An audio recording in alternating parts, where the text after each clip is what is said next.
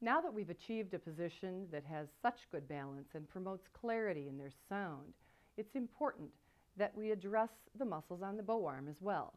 I'm not talking about the bow hand, incidentally. I'm really talking about their arms. When you understand about child development, you know that large muscles always come first. Babies, for instance, will flail their arms around long before they're picking up the Cheerios on their tray. With that in mind, it's important that we learn to extend the arm as we play so that the motion in the arm that they will need when they're bowing later is developed. Now, many other people have in the past developed the small little bow stroke first, but what I have found is that it creates some tension in the hand, and I would much prefer to see the large muscle go so that the other smaller muscles can follow later. In order to do this, we use one of Dr. Paul Rowland's exercises, the flying pizzicato.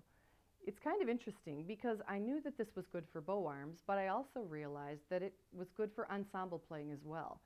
When you're trying to develop many, many different sides of the musicians as you go, anytime you can have a double whammy, it's always a good thing. So I have used this as an example of the bow arm, but also an opportunity for them to be an accompaniment to a little tune. And first of all, this helps them do the exercise many, many more times. And second of all, it gets them used to the fact that they won't always all be playing the same thing, that there will be in an orchestra something else going on while they play. So first of all, let's put the instruments back in position.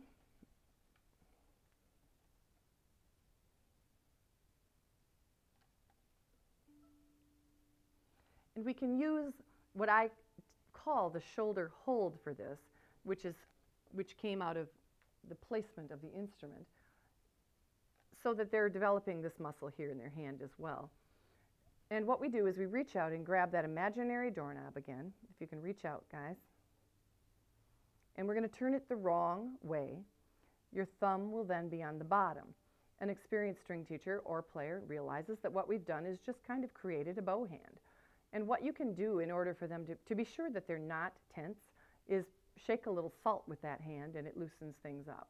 Everybody knows how to shake salt. And if they're still tight, if you have a child who's doing this, you can ask them to shake salt on a very large submarine sandwich so that they move their hand a little bit more.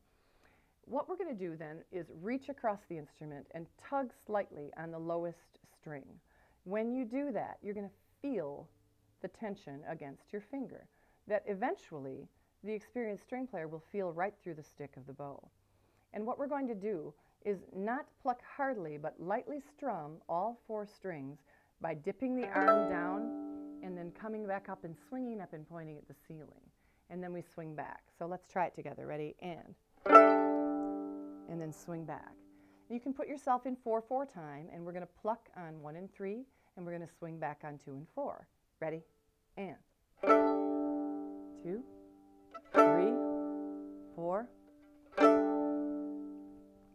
Okay, very good. One of the things that this addresses is the fact that the strings are round, and we need to bow around the string.